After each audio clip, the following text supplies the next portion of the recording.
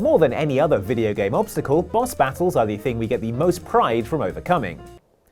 Most of the time. Name yourself after an animal, and you're gonna get eaten.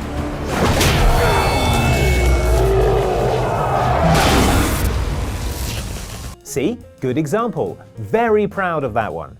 So that's why we get so mad when we've been absolutely owning a tough boss and have them comprehensively beaten, only to discover in the following cutscene that no, we haven't actually. Better luck next time. Here are 7 times that exact thing happened in video games. Thanks to commenter Time Dragon for the suggestion, and beware spoilers ahead for the following games.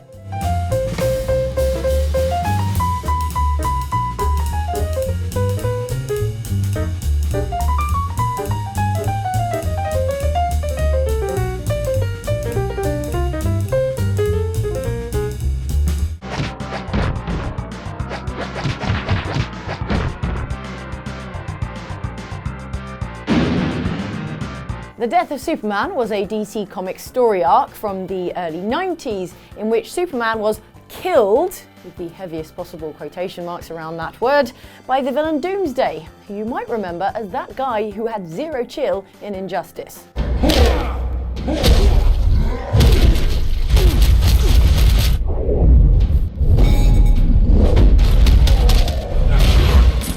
That comics arc is recreated in the SNES game The Death and Return of Superman, in which you, as Superman, have to fight Doomsday, who is tough, quick, and who can rinse your health bar if he manages to get anywhere near you. That being said, you can defeat Doomsday in that you can reduce his health bar to 0. If you do, however, he'll fall over, get back up, and then with no further input from you, the player, he and Superman will punch each other and both will die.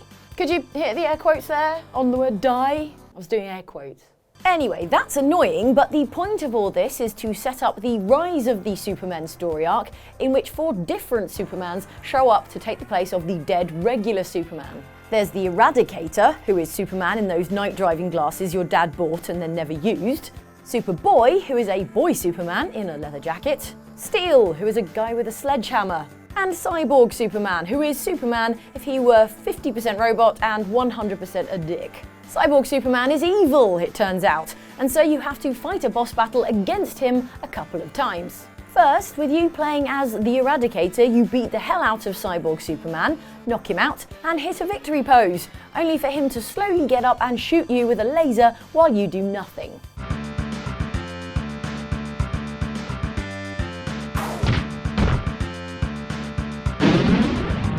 And then you fight him as Superboy, where the exact same thing happens, only now it's a grenade he hits you with.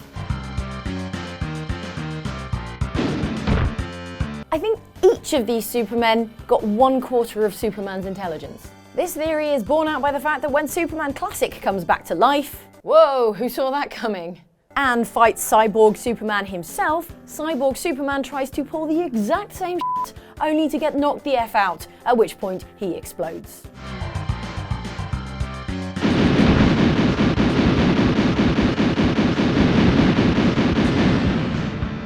If only the others had thought of that. Hello there. Huh? You're the reporter, aren't you?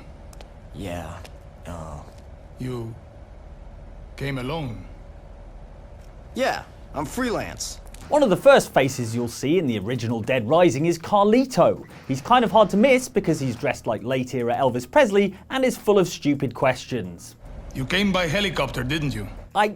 You just saw me jump out of a helicopter. Alright, you know what? Yes, I did. Good eye. Anyway, before long it becomes apparent that Carlito is bad news and that you're going to have to fight him. The first time this happens in the game, it's in the mall's abandoned food court. Which, I get it. I also get hangry when I haven't eaten. Here, Carlito shoots at you from various vantage points and you'll either have to return fire or dodge bullets until you can take him on up close. Then you can wail on him and get his health down to 0, at which point he will casually walk over to a rope he has pre-prepared and just leave while you do absolutely nothing to stop him.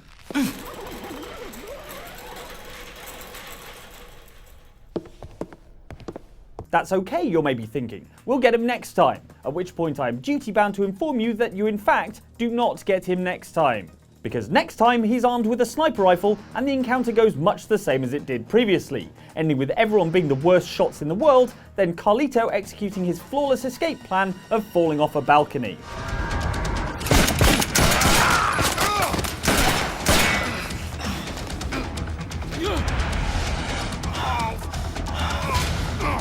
How are you so bad at this, Frank? Given how the last two fights have gone, you'd think both Frank and Carlito would call it quits, on account of how none of this is getting them anywhere. But it seems that Carlito has other ideas, because now he's trying to run you over in a truck. Anyway, attack Carlito enough and you'll fully drain his health bar for the 3rd time, at which point his truck crashes and he dies. No, wait, not dies, the other thing. Lives and escapes easily.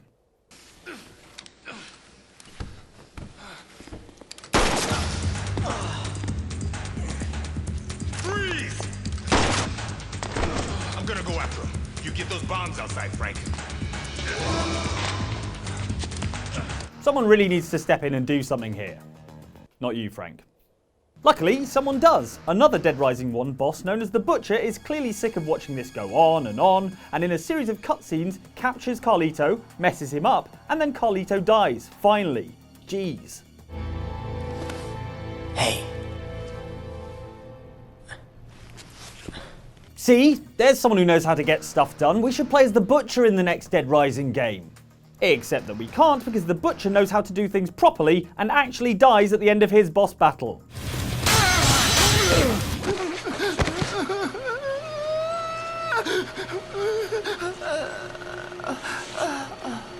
A true professional. Respect. Go! Your soul is not safe! Earthrealm's fate is sealed, Night Wolf. Not yet! We fight until the end! You might remember Sindel from the Mortal Kombat series. She's the lady in the Bride of Frankenstein fright wig who can kill you with her hair. Sindel wins. And is also inexplicably very into football. That was fun! Anyway, you'd be forgiven for thinking that Sindel isn't a particularly intimidating opponent on account of her fighting style being mostly a charades clue for a Willow Smith song. But you'd be wrong, because in Mortal Kombat 9 she turns up partway through the story mode and just absolutely ruins the majority of the main cast, who all seem to have forgotten how to fight.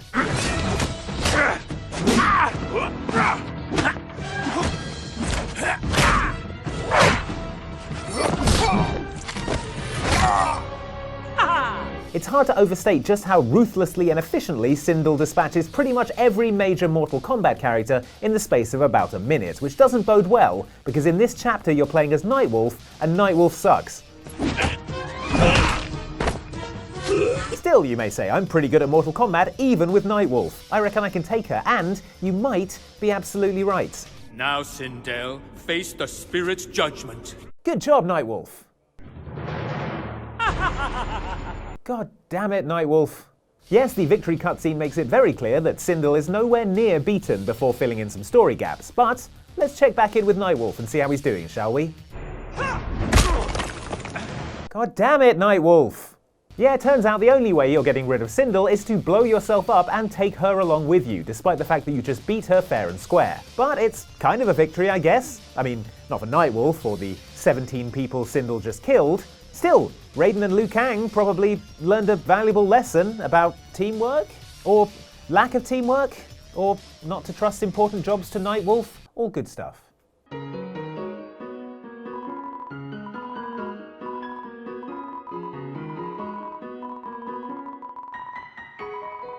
There are many theories for the best way to get rid of ghosts, ranging from exorcisms, salt circles, to a big vacuum cleaner, but most parapsychologists won't recommend hitting them with a big stick. Probably because they've played Undertale, in which one of the first bosses you'll encounter is a ghost who goes by the name of Napster Bluke.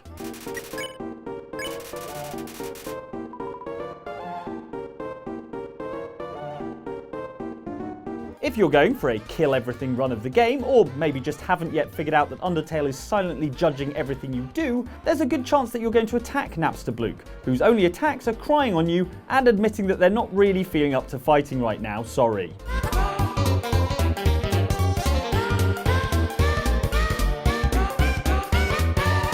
Still, good news for you, because it means you can get in some really solid hits on this sobbing ghost. Related, this is about the point that you'll realise that the game is silently judging everything you do. Anyway, 5 or 6 hits into the fight and you should have Napsterblute down to 0 health, at which point they'll let you know that ghosts can't actually be damaged by humans and that they were just reducing their HP to be polite.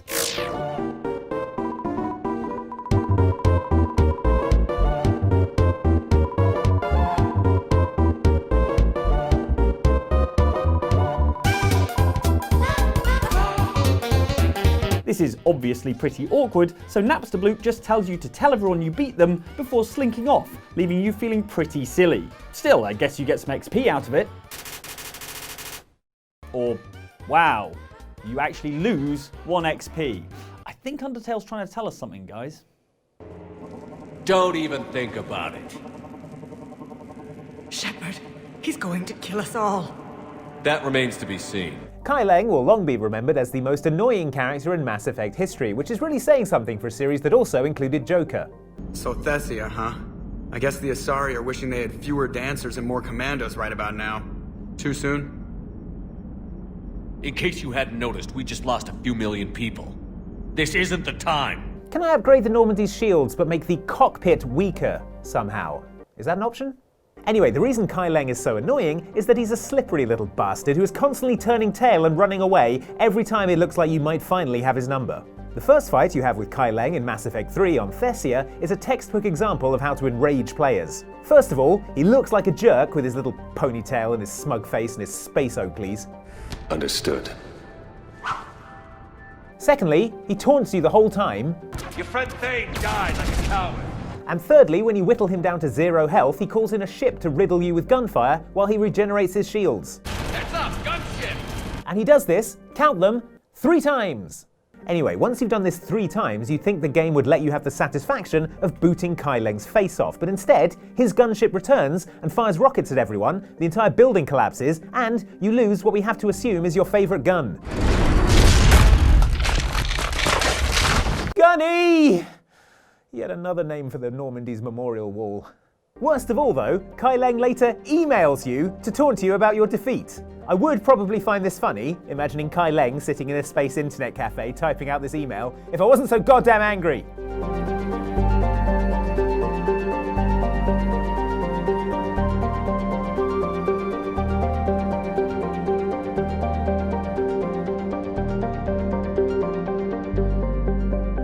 I'm imagining he's sitting in an internet cafe, he's drinking a giant Mountain Dew, and then he runs out of internet time, and they kick him out, and then they start a StarCraft tournament so he can't get back on.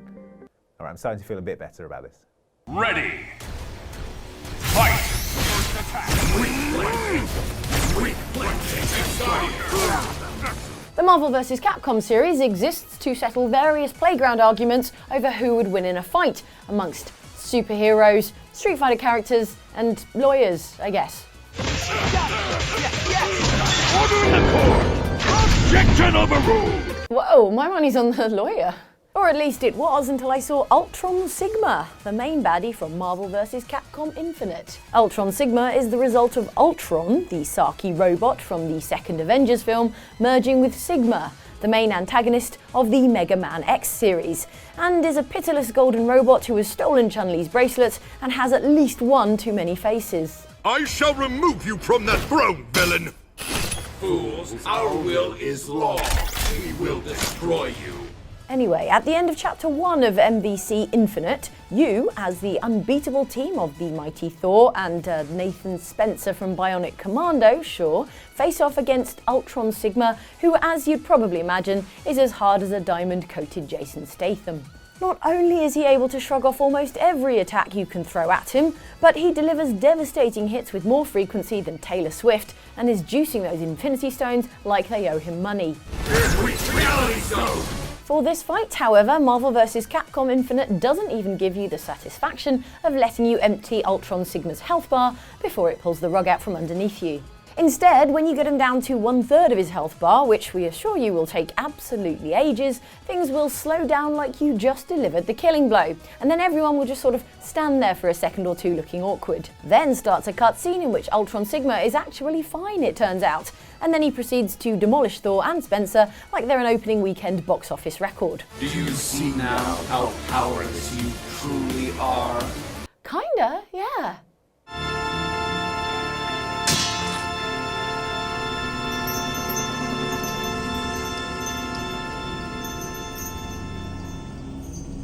Beloved JRPG Final Fantasy VIII is considered one of the high points of the series, which is amazing when you think it's about child soldiers going to a murder school. You play as one of these kid assassins, an emo heartthrob called Squall Leonhardt, who is tasked with assassinating one Idea Kramer, an evil sorceress who has overthrown the president, presumably straight after taking first prize in a Maleficent costume competition.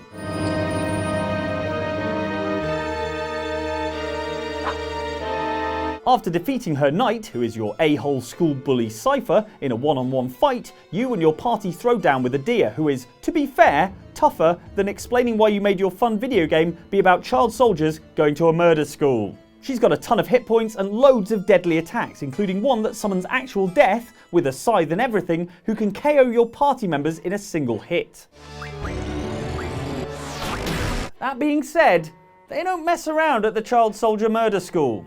There's a good chance that if you know what you're doing, you can weather the storm of Idea's devastating attacks and whittle her down to 0 hit points. Which, if you've been paying attention throughout this video, you'll be starting to realise probably isn't the decisive victory you were hoping for. And you'd be right, because at this point, our old friend the uncontrollable cutscene turns up and Idea flings a giant icicle through Squall's shoulder. Despite the fact that we've spent the last several hours having way worse things than icicles fired at, around and through us, Squall decides that now is the time to start taking damage like an actual human being and falls dramatically into a featureless abyss. Luckily, the rest of your party leap straight into action, by which I mean they do nothing, then are captured off screen and thrown in prison. Man, I'd hate to see what would have happened if I'd lost the fight.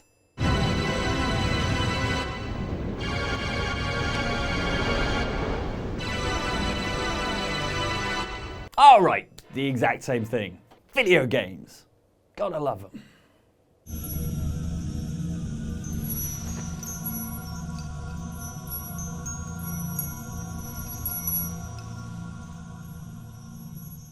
I bet you thought that was the end of this video, but guess what? No, this is an unskippable cutscene in which it turns out there's more going on. That's right, other videos, like this one from us, which is about the Easter eggs that reveal lost characters, so like concept art for characters that turns up as its own character. It's very interesting and cool. Down here is a video from Outside Extra, which is about puzzles that have to be in every single video game by law.